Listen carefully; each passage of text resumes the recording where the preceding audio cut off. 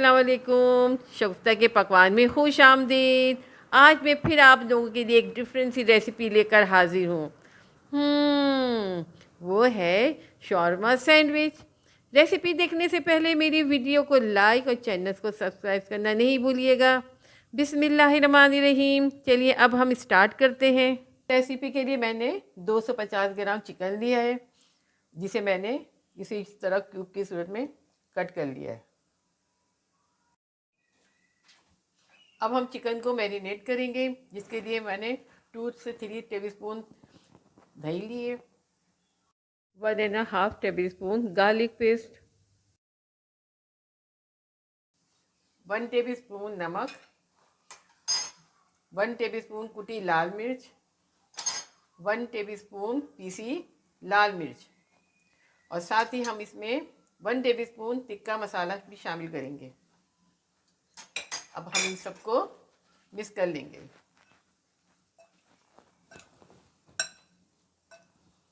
हम चिकन को कुक करते हैं। सबसे पहले मैं 3 टेबलस्पून कुकिंग ऑयल लूँगी और साथ ही मैं इसमें चिकन भी शामिल कर दूँगी। अब हमें इसे अच्छी तरीके से पकाना है।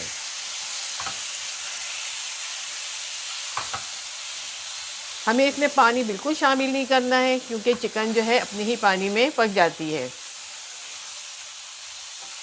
ढक दूंगी और ये चिकन अपने ही पानी में अच्छी तरीके से पक जाएगी। तकरीबन 10 मिनट तक ये पकेगी। ये देखिए, चिकन ने पानी छोड़ दिया है। अब मैं इसे अच्छी तरीके से भून लूँगी ताकि चिकन अच्छी तरीके से खुश हो जाए। फिर मैं इसमें 2 टेबलस्पून लेमन जूस शामिल कर दूँगी अच्छे से टेस्ट के लिए। अब हम इसको ड्राई करेंगे।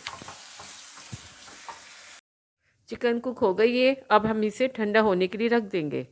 मैंने पीटा ब्रेड ली है, जो आपको बाज़ार से आसानी से मिल जाएगी। मैं इसमें पिज़्ज़ा सॉस लगाऊंगी बहुत सारा, ताकि हर बाइट में इसका टेस्ट आए। आप अपनी मर्ज़ी के मुताबिक कम ज़्यादा लगा सकते हैं। मैं अब इसके ऊपर चिकन डालूंगी, जो मैंने पहले से कुक कर ली थी। मैं बहुत ज़्यादा चिकन डालूंगी ताकि हर बाइट में चिकन आए। अब मैं इसके ऊपर जूलियन स्टाइल में कट की हुई शिमला मिर्च और साथ ही प्याज भी शामिल कर दूंगी। अब हम इसको बहुत सारी मोज़रेला चीज़ से कवर कर देंगे।